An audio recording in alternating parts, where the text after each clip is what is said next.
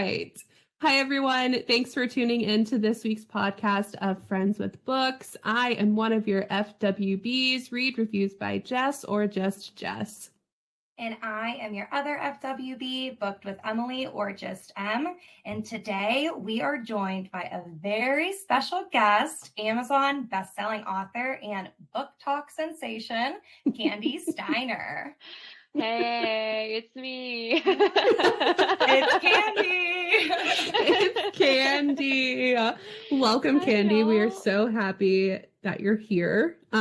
This, I think we've teased it a little bit, but this was originally supposed to be a surprise for Emily because she's read several of your books and has loved them and fangirled.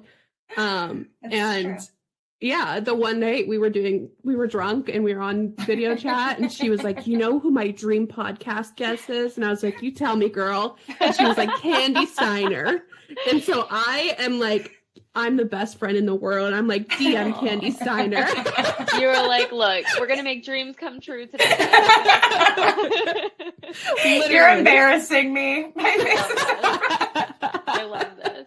If it makes you feel better, I fangirl too. I totally fangirled the first time I met SC Stevens, so much so that I like over talked and talked super loud at her, and I'm pretty sure scared her. And then I walked away with like my head hanging low. I was like, oh no. That has happened to us. We went to a Polycon last year, and every time we left like an interaction with an author, I'm like, Jess, like she's gonna take a restraining order out against us. Yeah. I know, it's crazy. I would much rather be in a community like this though, where we're being like attacked with love bombs than the other way around. For sure. Totally. Yes. But we didn't make it to the full surprise because Emily, being Emily, said I was making her anxious and flipped it on me and made me feel really bad. Well, her first then mistake. I had to tell her. Her first mistake was telling me, Emily, I have a surprise for you, but I can't tell you. Like, what? So you don't like surprises, I take it. Surprises are not your jam. Not at all. In any way, shape, or form. My husband will try and surprise me with a date night, and I'm like, no, you need to tell me. Like, sweet gesture, but like I have to know what we're doing. I need to know how to dress. I need to know what to expect. Tell me everything. Have you guys seen the TikToks going around where they'll like hold two pieces of paper in front of the camera and the person behind is like picking what their date's going to be? See, I would love that, but that would like not be your thing, Emily. You would freak out. Not at all. Not at all. Like I'd have to know the options and also which hand it was in. Let me exactly choose what I want. Exactly. I think Tim would do a good job though. As long as it's all of your favorite things. He would. You'll be fine. Speaking of husbands, though, Kandi, you just got married. Yes. Looks so beautiful. Congratulations. I wanted to talk to you about that. I want to hear all about the honeymoon. Yeah, thank you so much. I feel like it's crazy to me that it's over because I feel like we spent so much time planning it and being in that sort of fiance time period, which I loved. Like, I don't like to rush anything in life, but especially not that. I'm like, you only get to be a fiance for a really short period of time. I want to be a fiance for as long as I can. Yeah, for sure. And the planning paid off because, your honeymoon. Tell the listeners, if they don't stalk you, basically, what you did for your honeymoon. Yeah. Okay. So basically, when we were trying to decide what we wanted to do, get married, Jack and I were talking, and then we ended up going to see a few venues. And anyone who has done any sort of wedding planning or had a friend who got married in the last like 10 years, you know that like weddings have become kind of ridiculous. And so you go to tour a place and they're like, okay, for 4 hours, it's only $60,000. And you're like, oh, okay. So that's it.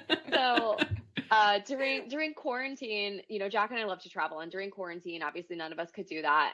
And so one of the date nights that we would do is we would like put countries in a hat. We would pick a country out of the hat and we would like make a meal from that country, watch a travel documentary from that country, right? Like just kind of a fun way to travel without traveling.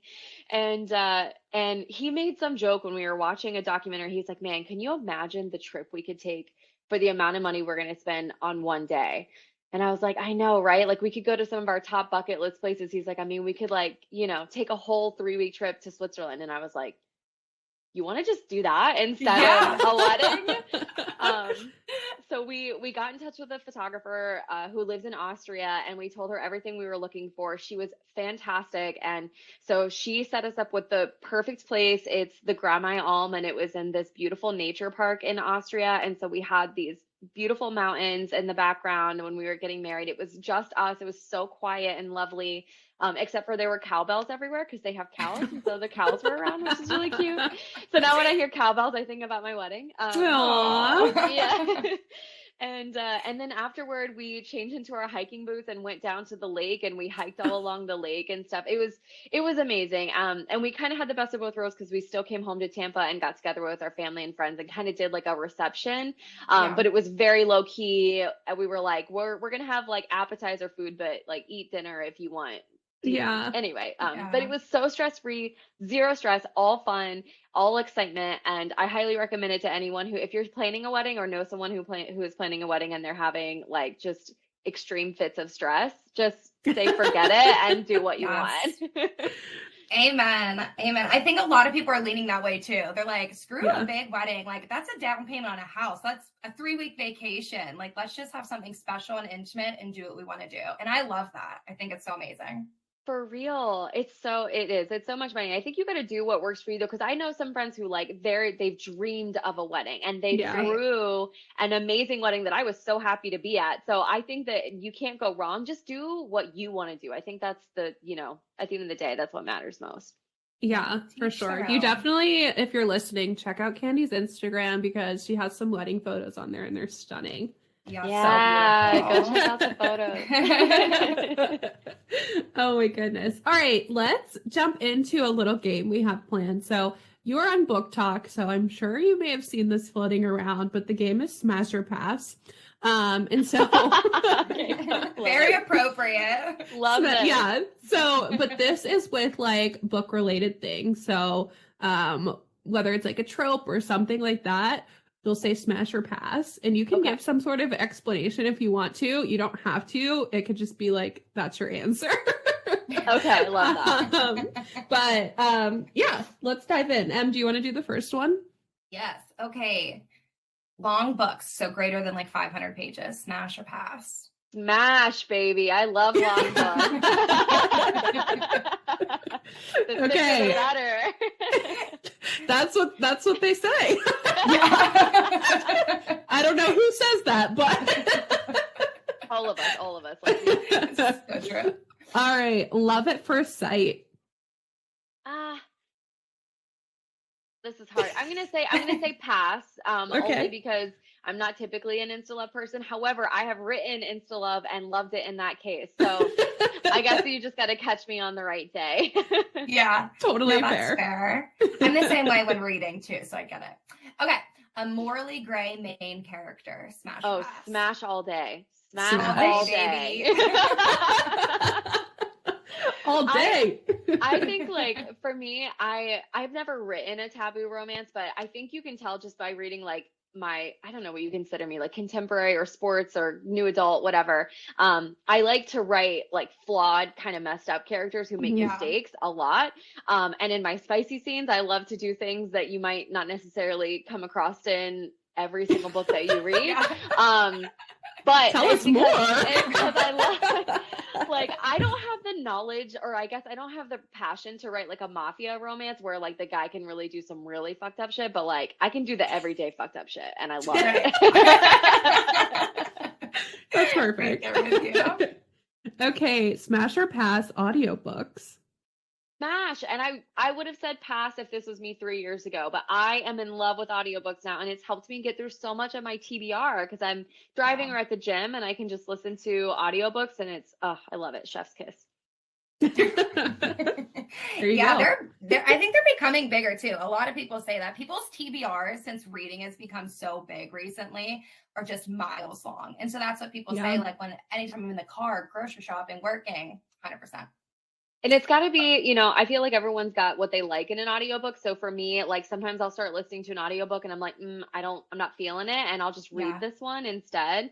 And like vice versa. Like sometimes I'm reading the book and I'm like, oh, I just don't want to stop reading. So I'm going to whisper sync it and I'll listen to it. And then I end up loving the audiobook so much more that I'm like, well, now this has become an audiobook read. Right. Yeah, Totally. I think that's definitely happened to both Jesse and I. Like, we've talked about that. Like, we're not typically audiobook girlies, but they'll listen to it. Like, we might be. Like, we might be audiobook girlies. Okay. Third person point of view, smash or pass? Ooh. I say smash, not for romance though. I don't like third person point of view if I'm reading like a romance book. I don't want to hear like Jess loved when Jake put it in her butt or whatever, you know, like she did. We want to hear her thoughts. I want to be in her head. Yes, I want to be either in her head or in his head. I need like the close up. I compare it to like, you know, if you've ever watched porn, right? There's like when it's really pulled back and you get the full view, which is nice, but then you get the close up shot and you're like, hey, now I really know what's going on. The point of view. I will never think of third person in the same way, guys. Okay, well, I think we know your answer to this next one, but smash or pass, smut. Oh, smash, of course. She's like, pass. Nah. Plot twist. I think we're all in agreement there. Yeah, we're all smashing. Okay, a split timeline, smash or pass? Ooh, smash. I love a split timeline. Love that. Yeah. I was just thinking it's been a while since I've done the like past and present where you kind of go back and forth and you know things are going down and then it kind of like meets in the middle and you like understand everything. And it makes me want to do one. But I'm really in my series. I'm in my series era right now. Okay. I did standalones for like the longest time. And now I really love the creating a whole world and a world of characters and then getting to like be with them for a while. It's really, really nice.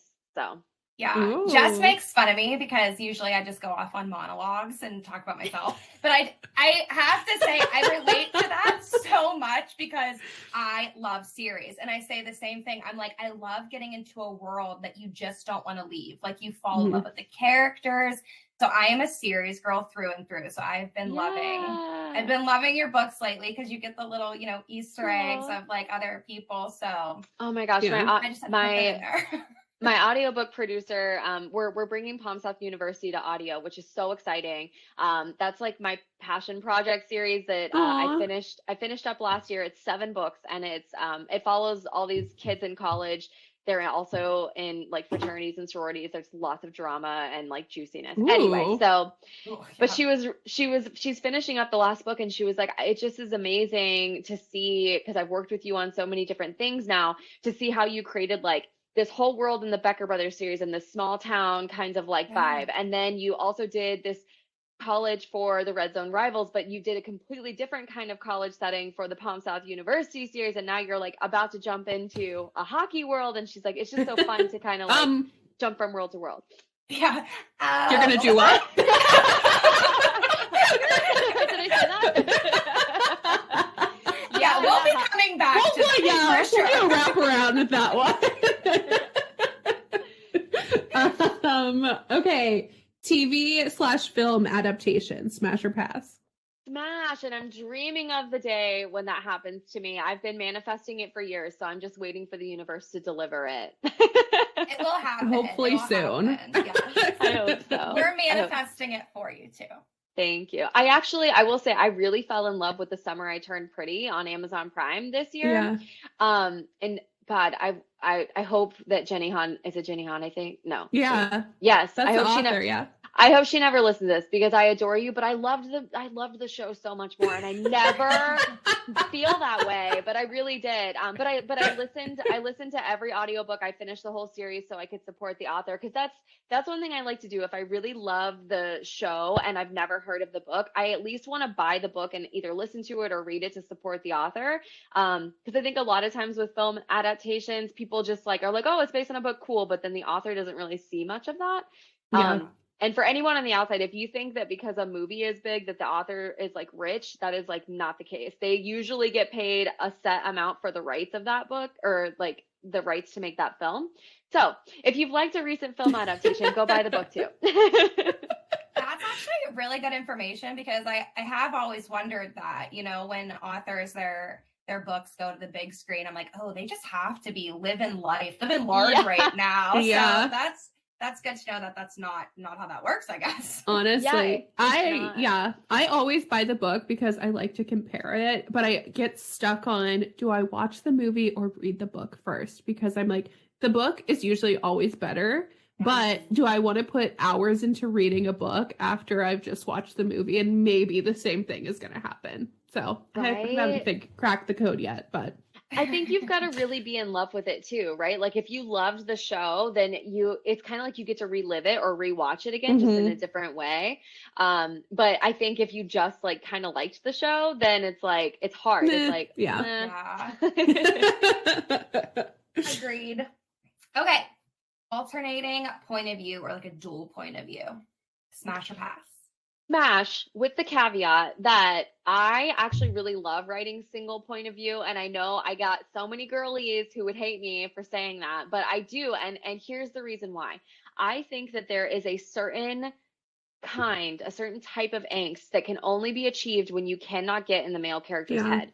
Which is why I loved writing A Love Letter to Whiskey and like Close Quarters, Make Me Hate You, like On the Way to You, all these books that I really wanted to heighten up the angst and that sort of like stomach churning feeling that I love so much.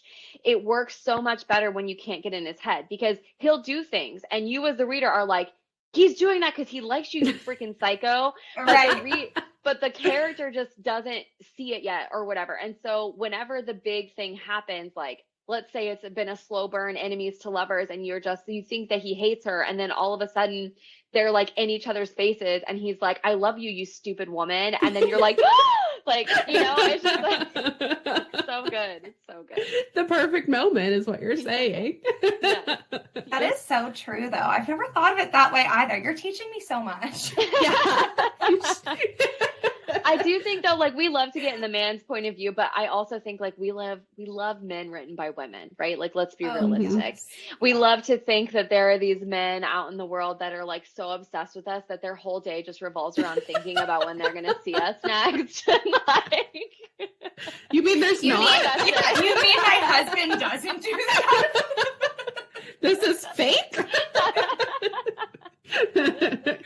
No, I agree. I am fully with you. Okay, this is our last one here. Okay. Smash or pass, long chapters.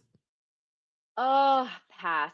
I like short chapters. Yeah. And I used to write longer ones. Like I have some books that have some pretty girthy chapters. They would have scene breaks maybe, but you know. But now like when I'm editing, that's one thing I like specifically look for. I'm like, if this chapter is more than like 3,000 words, we gotta break it up. We gotta figure it out. How many words is like your average chapter? Just for someone who has no idea. I'm like 3,000 words. What is that? Yeah, and functions in pages instead. Yeah. Oh, that's a good question. So I go by words because that's just how my brain works. So it's usually like between 1,500 and 3,000 words. I might have like a 4,000 or 5,000 word chapter, but that's very rare. And it's usually if it's a really big moment, like if it's the fight and the fight is taking up a lot of time, or like a sexy scene because I get real long winded during those. Love it. But I would say like page wise, maybe like 8 to 12 pages, you know, like I want it to be something where like if you're reading before bed, you could read a chapter and be like, oh, I have time to read another. You know what I mean? I never want it to feel daunting when you sit down to read. So I love that. Yeah. I think that a lot of readers now too like those short chapters. Yeah. And it's so true. Like right before bed, you're like, oh, one more chapter. And then before you know it, it's like 6 a.m. And you're like, okay, these short chapters really cost. Yeah. I will say I get that a lot in reviews. Like people will tag me and be like, oh, this was a short, easy read. And I'm like, that was 120,000 words. Like that's short to you? You're reading fantasy too much, girl. That honestly was probably my review too. I'm like, so bingeable. I read it in one sitting. I do love that. I love when they say it's bingeable or read in one sitting, but it's crazy to me. Everyone has a different reading speed, right? But like sometimes I'll send out arcs and I'm like, cool, all right, it'll be a couple days before things start rolling through. And like 3 hours later, it's like review posted. And I'm like, great. You're like, dang, did you even read the book? Yes. I spent months, weeks writing that, and you're done in 3 hours? Go back around. Right, exactly. Try it again. Reread time. Okay.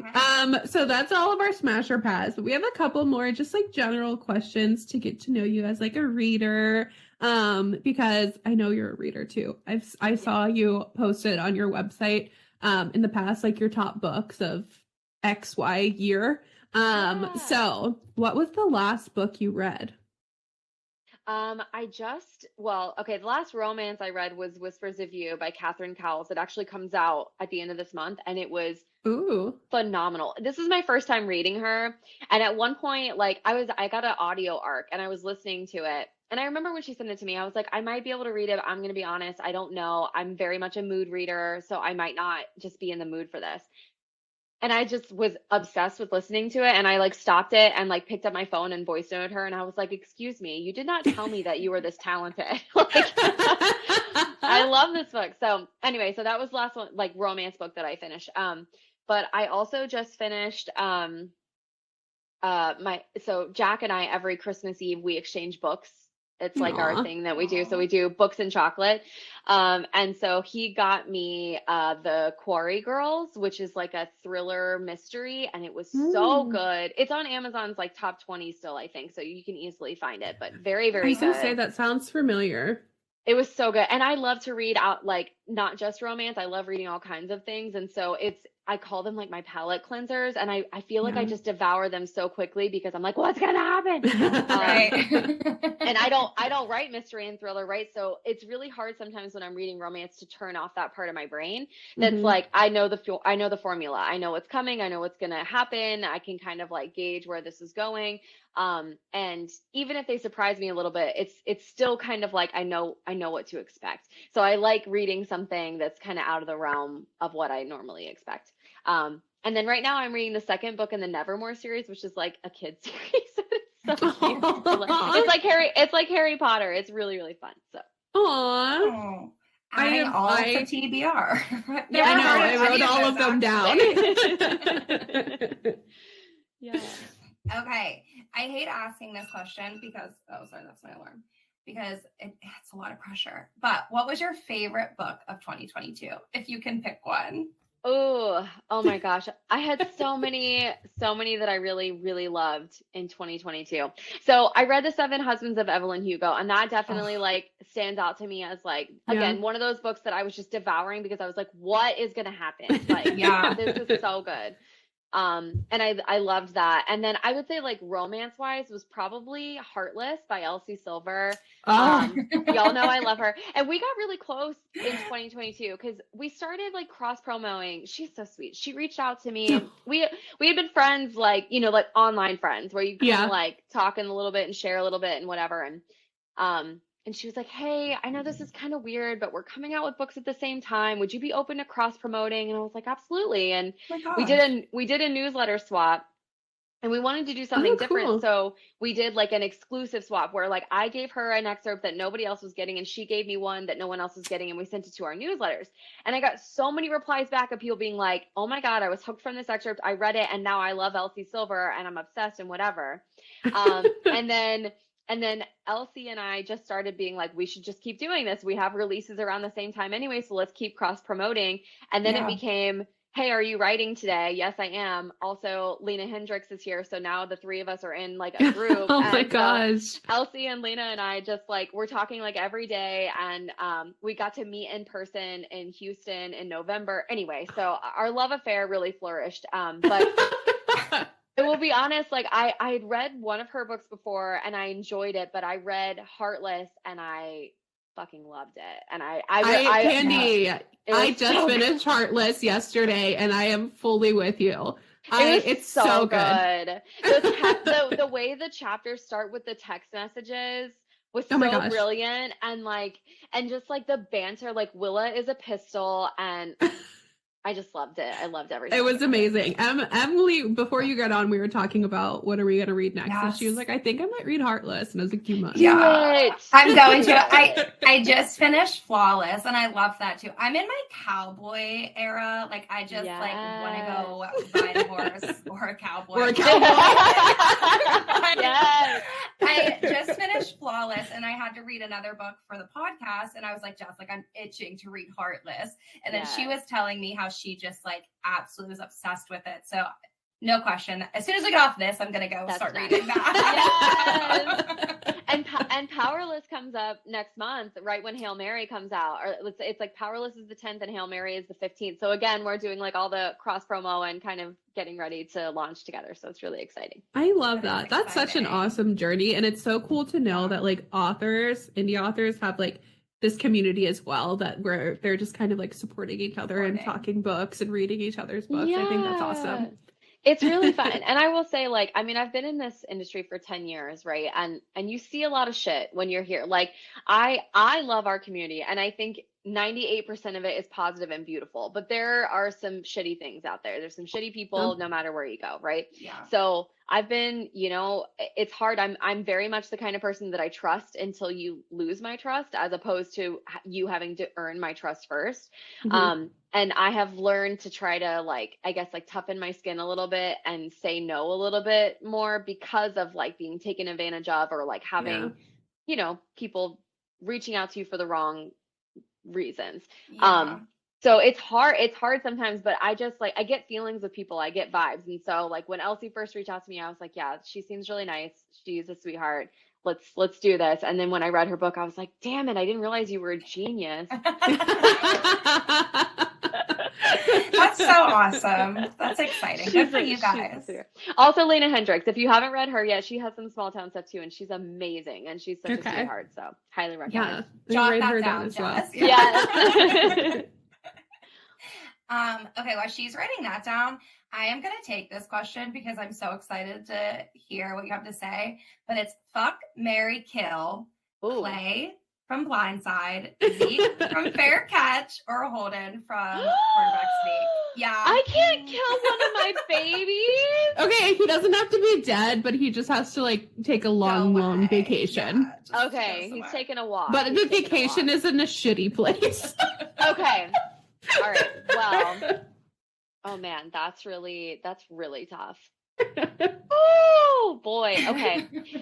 Well, I think I would fuck Clay. I just think like that's the answer, right? That's the answer. When I was so surprised when I was writing Clay, and he just really like, I just loved how he took initiative to like figure out what she likes. And I think it's right. Romance is a fantasy. Like it definitely is. It plays into this part of us of like what we desire. Now that doesn't mean it can't happen in real life. It just means that like we are really able to write and put on paper like things that matter to us. And for me, I've been this way my whole life. I've never been a one night stand girl. I've discovered very early on in my like sexual life that I need to have a good connection with that person to be able to like feel comfortable enough to be intimate. And so for me, the fact that Clay is like doing his homework, reading books, asking questions, testing things out, like I am all about that. And the fact that he made her like take her time when she was like let's go, and he do this, get it over with. And he's like, one step at a time, we have a lot to get to. And they did, they got to. And they did yes. And I would say that I would marry Zeke. I just think that Zeke is like, I think he's the most underrated guy in the series. Yeah. I think a lot of people either skipped him and didn't read him, or like were just like, oh yeah, well after reading Clay, Zeke just doesn't measure up to what Clay was, right? Because usually it was like they read Blindside, then they went back and read Fair Catch. Yeah. But for me, I fell so in love with Zeke and Riley. And what I loved about Zeke is that he never stopped loving Riley, even when she hated him. And he was like protecting her. And like, he just, to me, has husband material written all over him. Like, you know, he's going to go to war for you. He would like give the shirt off his back for you. And he also just like knows how to get Riley to like stop being such a curmudgeon and like have fun a little bit. And Holden I love. I think for me, I will say like Holden and Julep, there's no fucking with that. Like Holden is Juleps in my heart. So he's not even on the table to me. So he has to die. He has to die. With Julep, though. With Julep, yeah.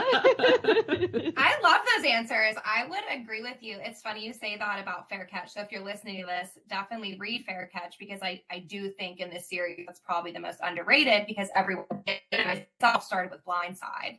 And then was like, oh, and I actually then read Quarterback Sneak and then went back to Fair Catch. So I think that's a good call out if you're listening. Make sure to read the whole series for sure.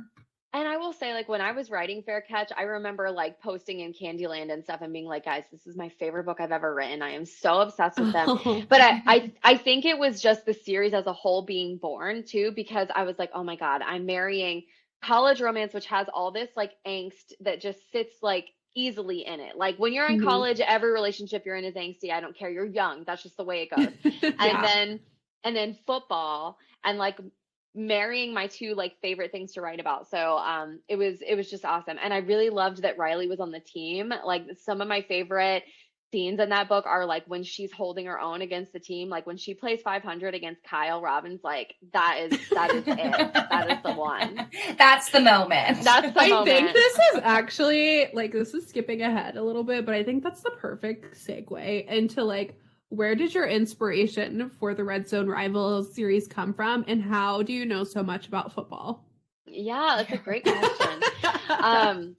So it's an interesting like road that got us there. So I've loved football my whole life. I grew up in Oklahoma, and when you are born in Oklahoma, they either put you in an OSU onesie or an OU onesie, and you don't get to choose which. But then you're a fan of that football team forever. So like, even though I've never stepped foot on the OU campus, I am like, go Sooners, right? So and then my mom was a big Kansas City Chiefs fan, and my dad was a big Dallas Cowboy fan. So like there was always football going on in the house. And when I moved to Florida, I decided I really wanted to like have my own team. So I adopted the Buccaneers. Those were my team. And when I went to UCF, I was all about being at the games there. And I just like, I don't watch football because I think it's cool to watch football. I watch football because I fucking love it. Like I'm so invested in everything about it. So when I wrote The Wrong Game, and The Wrong Game, if a very short premise, is basically that this girl loves football so much that she has season tickets to the Bears, the Chicago Bears. And she decides to get out into the dating world by like putting it in her profile and taking a new guy to each game. And I actually had the idea to do this when I was single, except I was not brave enough to do it. And so I wrote a book about it instead. And that would have been cool as heck though if you did that in real life. That would have been amazing. I know. I wish I would have had the lady balls to do it, but I didn't. But I loved writing that. And Old Fashioned, which is the last book in the Becker Brothers series, he is a football coach, so there was a little bit of football in that as well. And then I wrote The Right Player, the follow-up to The Wrong Game, which is Belle's book, and that was the first time I actually wrote like a legit football player. And I had so much fun just like kind of researching like what an NFL player's life looks like in the off season versus in the season, and kind of like how they end up where they are. And I somehow got onto watching this YouTube series that this kid did where he was talking about college football, and he would be like, all right, it's game day, guys. We're getting ready. It was like a day in the life, but it was like gosh, a whole day. And I was just watching, and then it was like, you know, YouTube will suggest it to you. So the next thing I know, I've done like 10 hours of just watching college athletes. And I didn't realize how difficult it is to be a college athlete, because, you know, we see them performing on the field or the court or whatever their sport is, but we forget that they also are expected to keep really good grades. Mm-hmm. They're expected to volunteer and be a part of their community. They want to have relationships and party because they're kids, and they also have family. So there's just, I don't know. I got obsessed thinking about that, and I was just like, I have to write a college football series. I have to do it. And then I had an idea of where I wanted it to be based, which was in Boston, and we went and visited Boston, and I was like, yeah, this is it. So I was taking notes when we were in Boston and just really like soaking in the atmosphere there, because it's so different than like I'm in Florida, right? So completely different than being here. But yeah, that was kind of the roundabout way, as I was just like, I love writing about football. This obviously really interests me. And I think that I can make a college romance football series that slaps. So here we are. You sure did. You did do that. And I did do that. Yeah. Jess and I were talking about it actually, and it is so obvious. Like, we've read other sports romances, right? But it's so obvious in your books that you are an actual fan of football because you write so much about it. You know what I mean? Like, it's not like you're just kind of like faking it. I read it and I'm like, oh, I feel like I'm kind of learning about football. So it's like, it's very obvious that you are a fan of it. And I will say, I think that's hit or miss too, right? Because like some readers, I get dinged sometimes in my reviews because people are like, "Oh, too much football," right? Like too much that. But that's just me as a writer. Like anytime that you read my books, like you're gonna get character background. If I tell you that they are a tattoo artist, it's not just gonna be some like two-dimensional thing that exists. You're going to see them in the tattoo shop, which is, I say this because in Hail Mary, like, you know, Mary is she's a tattoo apprentice. And I just feel like, in my opinion, I think it's the lazy way out to be like, to give a character a background or a personality trait and then not show it on paper. Right. It's very much like telling versus showing, right? And so you can show so much about your characters or even develop the romance by putting them in those situations, which in this series is so fun because I can put the guys in the game, but have them like, you know, thinking about their girls, or I can have the girls watching them play, or like in Riley's case, you know, having like that pressure on her for being the only female kicker in the whole league. And she's trying to sort of like come up out of that and be a part of the team. Anyway, so to me, it adds to it. Why would you take out the best part? Like, that's why we love to read. I like to read mafia romance because I've never been in the mafia. So I want to know what it's like to be in the mafia, you know? That sounds like someone who's in the mafia. That's something you would say.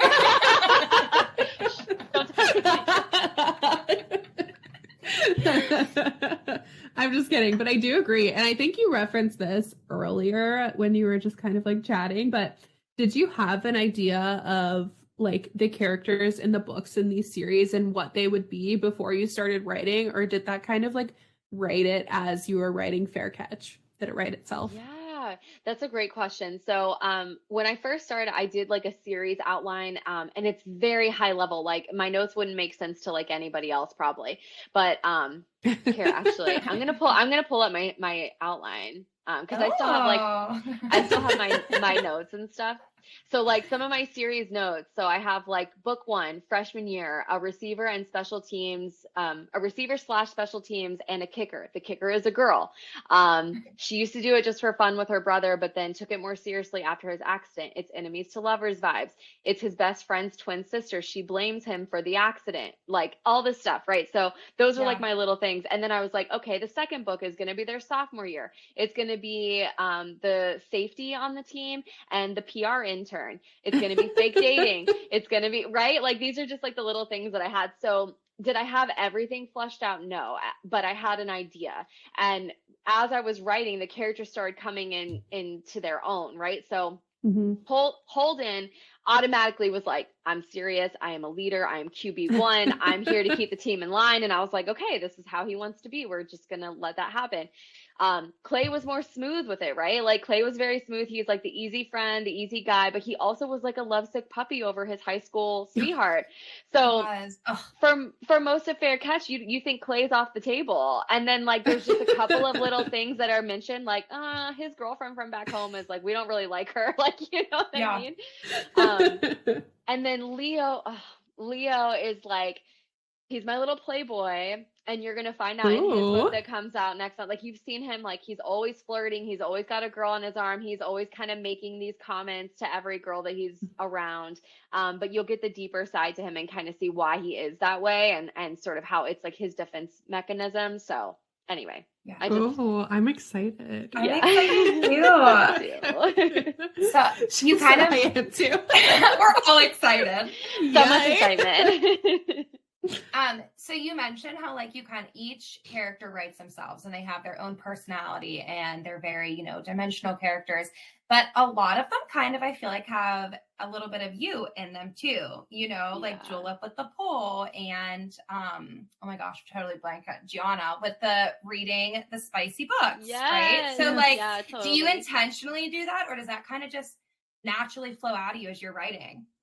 I was telling Emily, I was calling them fun size candy. And she was like, why are you saying that? And she was like, what do you mean? And I was like, fun size candy, it's a joke. And she was like, I don't understand. And I was like, because her name is Kandi. Yes. It's like, It's like the Halloween candy, you know, like the little bite. Yes. That you get. I love that. I got it eventually, but at first I was like, Jess, like, are you having a stroke? Like, I do not understand what you're saying. What does chocolate have to do with this? No, I love that question. I definitely, I've always said I leave a little piece of me in every book that I write. And not just like obviously my soul that I've written with, but like little pieces of me, because I think that's what makes any character a deep character, is when you give them something real. So anytime I meet a person, if it's my friend, if it's an acquaintance, I always kind of give the disclaimer that anything you say or do can and will be used against you in a work of fiction. So just know that. So I am always like, my brain is constantly taking notes and like filing things away and being like, that would be a cute character quirk. That would be a fun thing for a character to do. Like Julep's garage sale thing, I had a memory of going to garage sales with my grandma, and I was like, why have I not written a character who loves to go yard sailing yet? Right? And like Gemma, or well, actually this isn't a couple of them, but so Gemma, her hot dogs with ketchup and cheese is totally me, and everybody makes fun of me for it, but it's my jam.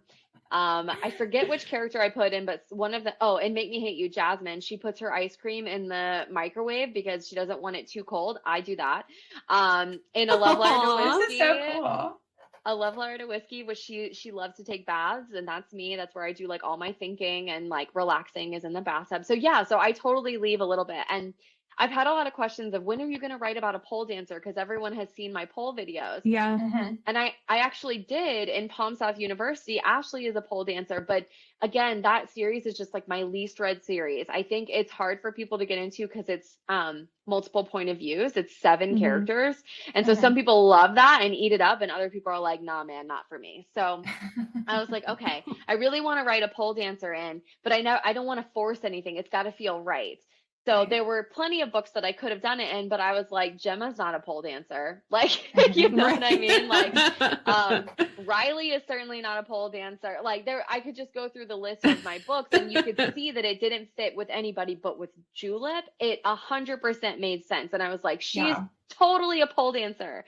And she was. She was indeed. She sure was. And Holden loved it. That's another plug for like Kandi's Instagram and her TikTok. She posts really cool stuff about her pole dancing ventures, and I don't even know how you do that, but it's amazing. It is fascinating. Like I just like I'm like, is she even holding on to the pole? Like, right. Yeah. Hanging by a leg or an armpit, it's fine. Yeah. Good for you though, honestly. Okay, so we've kind of talked about it a little bit, but Hail Mary is coming out next month. So that's so exciting. What can you tell us about Leo? What else can you tell us other than he's like a playboy?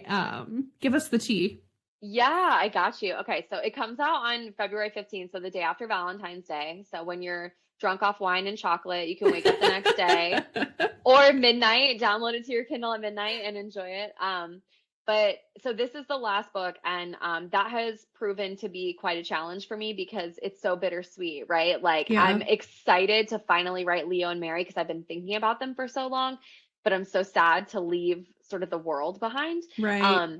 And it's made the book grow a lot because there's things that I didn't anticipate writing in. And then I just like end up on a tangent and I come out on the other side of it. And I'm like, I love that. And it needs to stay. So now I just kind of keep it. For example, there's a part in the book where Mary is freaking out and she kind of sends an SOS to the girls. Right.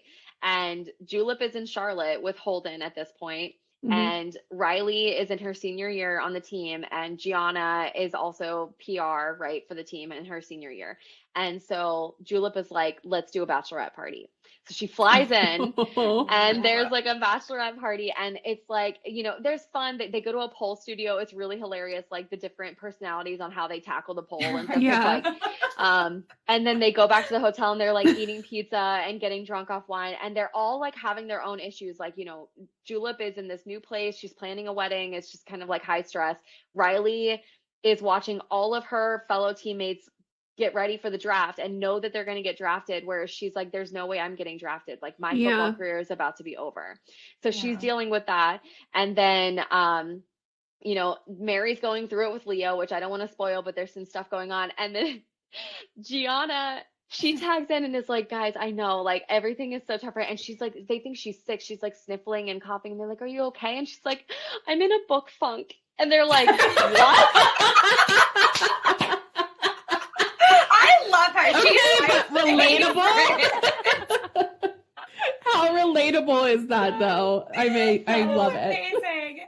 I can't wait to see how she pole dances. That's what I was thinking of. I can't wait to see how she tackles that. Yes. So I will say, like, the romance between Mary and Leo is so strong, and it's a slow burn. They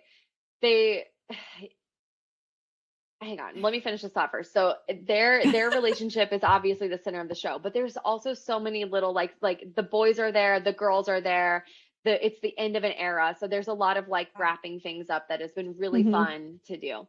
But what I love about their relationship is Mary is kind of like she's a sassy one. She doesn't take any shit from anybody, and she makes Leo work for it. Like, it is a slow burn, but I will say that when it happens, it is filthy. It is filthy. This okay. Like they are on another level. I just think because they're a little more grown than I feel like the other characters are. Like, Leo has a lot of experience because he's a playboy, right? And then Mary is also very in touch with her sexuality, and she also has this like, I don't care what anybody thinks of me attitude. So like, I think a lot of women and a lot of us, we have this sort of wall that holds us back in sex because we're kind of scared. We're kind of like, should I do what I think he wants me to do? Am I moaning for him or for me? Like, am I allowed to like this? Do I focus on making him happy, or do I sit back and get mine? Like, I don't know what to do here, right? So, but she is very much like, no, I'm gonna take the lead here. So anyway, it's great. I love them. And it's got the enemies to lovers vibes. Plus she ends up moving into the pit because the pipes break in her house. And so she is living with the guys. And like, this is like, I live for this shit. Like, when she walks out in like her boy shorts and her t-shirt, and they're just like jaw on the floor. Hello. Yeah, I am so excited for it. I think it's going to be a lot of fun. Her character was very interesting to me in QB Sneak. I was very intrigued with her. Like, I couldn't get a read on her at first, and by the end, I was like, I love her. Like, she is just so like sassy and tenacious. Like, good for her.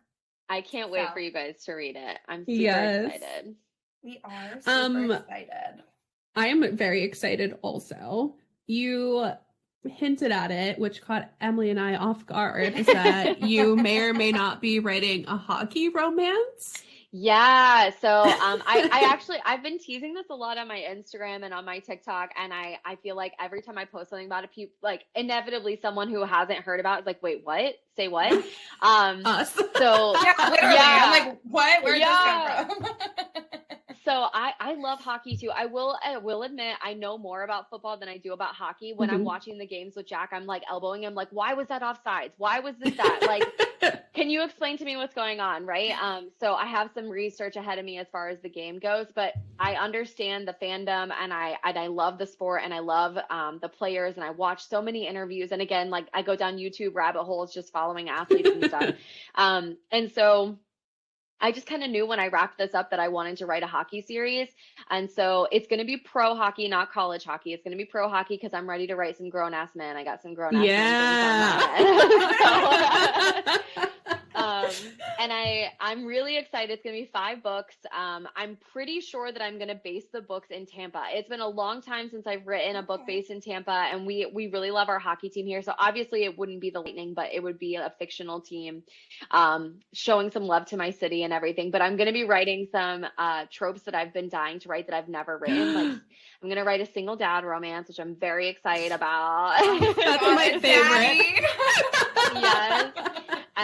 And I loved fake dating so much that I want to write like a fake engagement, fake marriage situation. Ooh. So yeah, so I'm really pumped, and I have like all the series notes that I was just calling out for Reds and Rivals. I have that going for the hockey series now. So that is so exciting. I love a single dad, and I Me too. I don't want to say this because I don't want to get slandered, but I also love a pregnancy trope. So Love a pregnancy trope. And that's an unpopular opinion, honestly, but we do like a pregnancy trope. Okay. So I have to ask, like, do you like surprise pregnancy? Do you like where it's like a one night stand, she gets pregnant and keeps it from him? Like, what are your likes and your dislikes? All of the above, really. Yeah. Okay. Like we actually just read a series, and it was kind of that too. Like, she got pregnant on a one night stand, then ended up not being able to find the dad, and it just so happened 6 years later they ran in together, and she's like, "Oh, by the way, like, we created a child." Like, and it's kind of them navigating, like, I don't know. I'm like, how to be parents we read together. this. I read it. No, I'm talking about Stephanie Perry. This is the Okay. Rose Cove series. Okay. You didn't read that yet. I'm thinking. I was like, this is not ringing a bell to me, She's like, oh God, but I Mary, would read that. So I like it all, honestly. You throw a child in there, and I think it's so fun. I love I will say I love writing about kids, especially like if they're in that tender age, like 6 to 9, like somewhere around there, you know. Yeah. I love that. Or like Carla Sorensen had her series where it was like the older brother taking care of all his younger sisters. Oh my gosh. Oh, I loved that. It's so good. Yes. I just love a man that interacts with a child in a good way. I know. Yeah. Oh my gosh. Sure. Over the holidays, we had some friends over, and one of our girlfriends just had a baby, and she handed it to Jack, and I didn't know. I was in the kitchen like messing around and whatever, and I turned around and Jack's just like holding a baby, and I was like, my ovaries were doing things. I was like, stop. Oh my gosh. No, it does something too. It really does. It really does. Okay, but before we wrap up, we obviously have to talk about this. I've been waiting to talk to you about this literally since I read this book last year, but Love Letter to Whiskey is Yes. the first book I ever read by you. And seriously, I did binge it in one night. The 5th anniversary edition. Like, I did not go to sleep.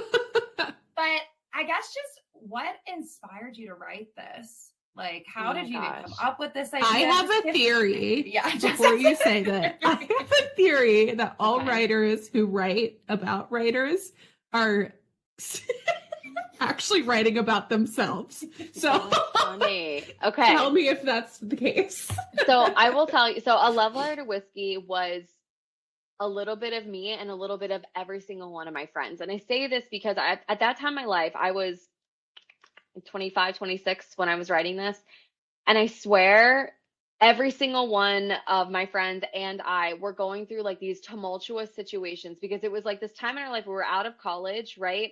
But like all these people from our past were showing back up, or we were getting into like tangled situations. Like I had a friend who was like involved with a married guy, and that was obviously very heartbreaking, right? Both ways.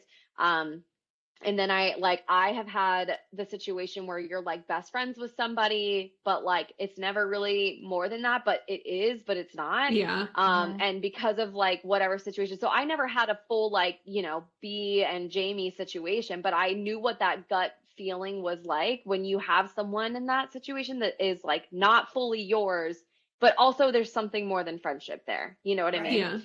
And I had other girlfriends who were in the same situation where like someone came back into their life after they were already married, or like they met somebody and just realized like just all these feelings was basically what inspired A Love Letter to Whiskey. And I remember when I sat down and started writing it, I didn't have an outline. I didn't have a plan. I didn't know what I was doing. I literally sat down. I wrote that first scene where she's jogging with her best friend and they like literally run into each other. And I was just like, okay, here we go. I want to set it up from high school, because I want the reader to feel every step of this. Yeah. Right person, wrong time. And I also wanted to show how many things have to line up for love to happen, because I think we forget about that. We're so easily thrown into a situation where like a guy or a girl, both, they just sacrifice everything else in their life for each other. But what happens if the guy moves and goes off to college and the girl doesn't? What happens if the girl's got family stuff going on and just can't commit to a guy? What if she chases her career instead of giving everything up for someone she loves? It doesn't mean that the love dies. It doesn't mean that those attractions isn't there. It just means that there's a lot more working in that. So and then when I wrote the end of that and I sent it off to some of my like author friends, they were like, you can't do this. You can't end a book like this. And they were like stone faced, like serious, like, no, this is against the rules. And I was like, well, I'm doing it. And they were like, people are going to kill you. So good thing that you read the 5th anniversary edition, because the other readers had to wait 5 years to get Jamie's point of view. I would have died. Like, I literally would have died. No, everything you're saying, I feel like as a reader, I felt like that angst and that just like the sadness and the longing and the love and the bitterness and just like there's so many emotions. That's why I couldn't put it down. And I think Jess and I talked about this, and a big part of the book is I think a lot of readers get frustrated many times with these characters. You're just be together, don't be together, But I think that for myself, like I couldn't get enough of it. So like, were you aware that maybe your readers were going to become a little frustrated, and how did you? You were aware because you wrote it into the book. Okay, so I want to put you back in time to who I was at that point. So at that point, I only had one book that had come out that had actually really been read widely, and that was Waitlist. That was my first bestseller, and I was already halfway through writing A Love Letter to Whiskey when Waitlist came out. And so for me, I wasn't thinking about the reader like at all. I was just thinking about the story I wanted to write. And this was the story I wanted to read. I was like, I want the gut wrenching, like that bonfire scene when they're in college. That is everything I love about books. Like I loved that they were playing the games and kind of like he's making comments to her and then she runs out and he chases her. Like that shit I love. And I was just like, I can't listen to what I think people will like, because these characters are gonna be, like we said, morally gray, right? Like they may make some questionable decisions, but I will say, it really surprised me how many readers hated B. Like Jamie was absolved of everything. Nobody hates Jamie. Everybody loves Jamie. Jamie is perfect. And I'm like, this is horseshit, because B is like really everything that we should want to be as women. Like she is so strong. She recognized in the time that her and Jamie could have been together the first time. Sorry, these are slight spoiler alerts. So if you have not read the book and you plan on reading the book, maybe fast forward through. Fast forward. So, fast forward a little bit. So at that point, when, after in college, when they kind of realize like, okay, we're going to be together, she breaks up with Ethan, like it's going to happen, but then her dad dies, right?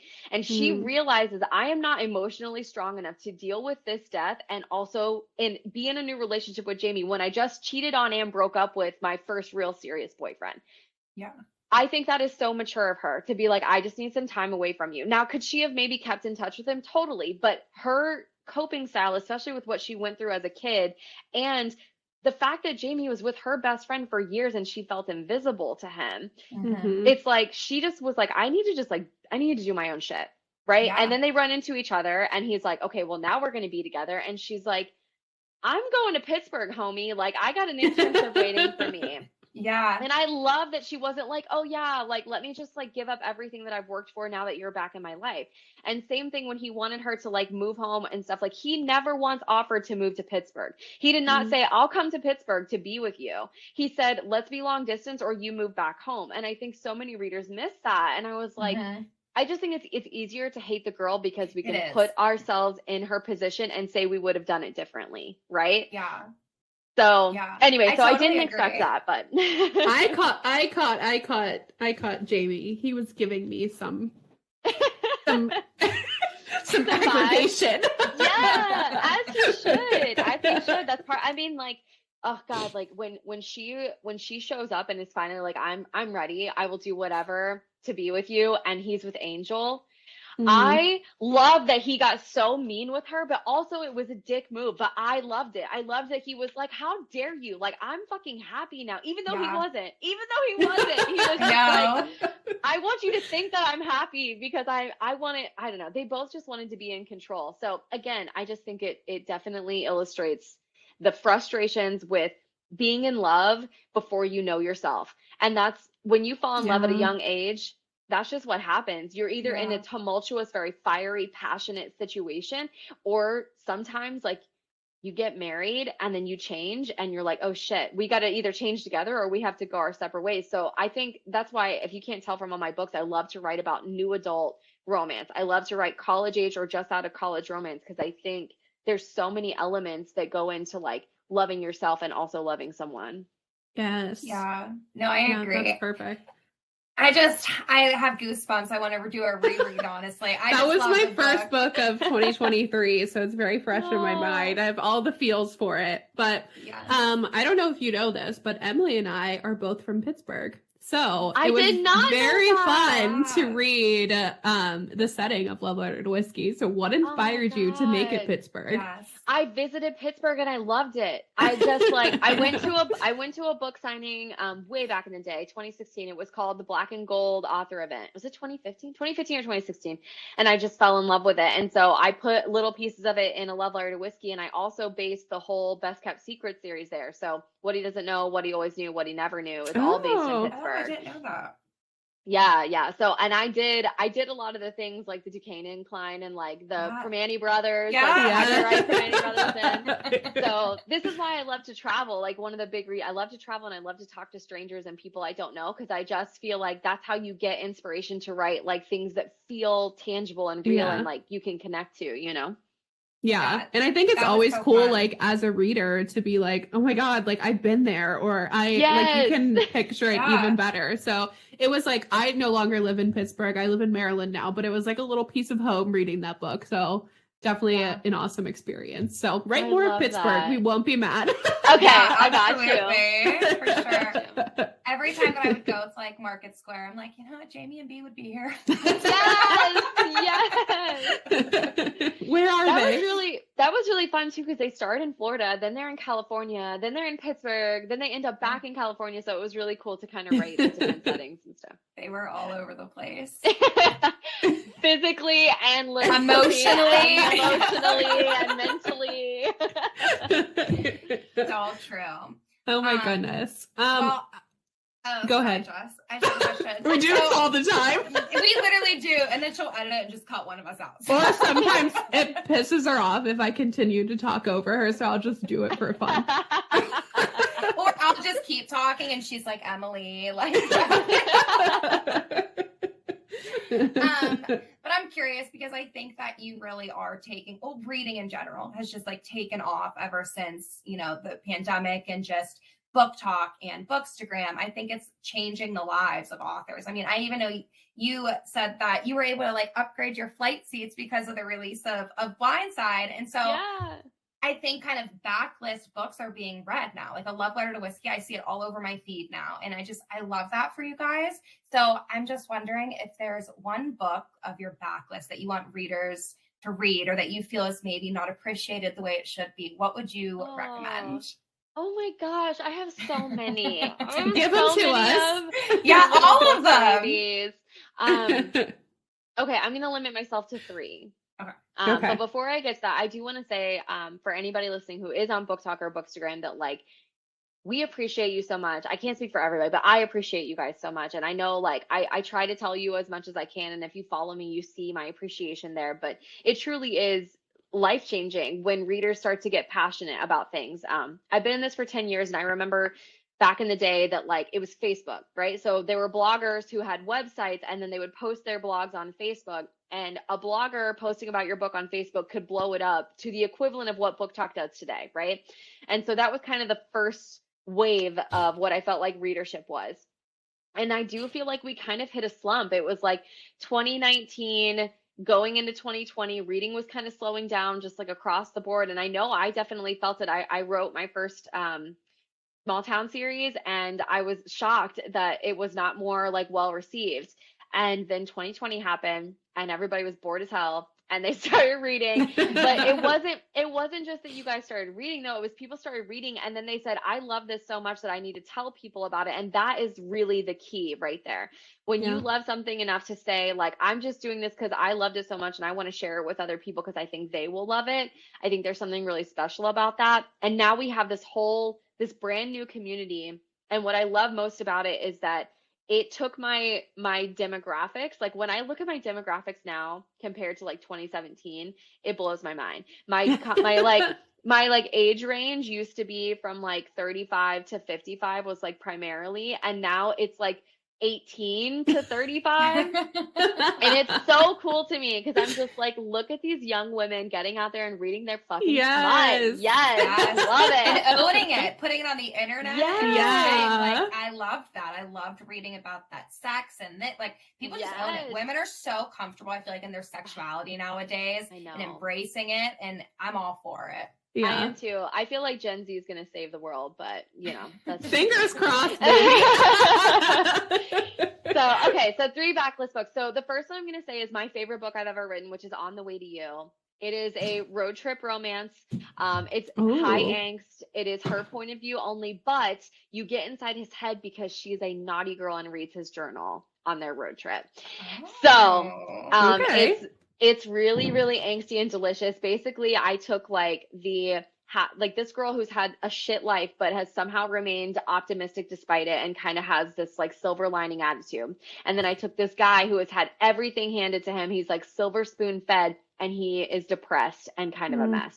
And I put them in the car together and sent them across the country. And it's just so fun. She's a virgin, so it's kind of like the Clay Gianna vibes in the sense that he's kind of like they have a first kiss and then he like instantly regrets it because he's like, I don't want the responsibility of your first kiss. And she's like, fuck off. Like, she's like, are you kidding me? Anyway, so I really love that one. I think that it doesn't get nearly the love that it deserves. Also, I came out with a book right before I published this series, and it's called Say Yes. And it is a summer romance that's based in the 90s. It's based in 1996. So there's there's no cell phones, there's no social media, there's like email is just becoming a thing. And it is such an angst fest and just like really viscerally beautiful because it takes place in Florence.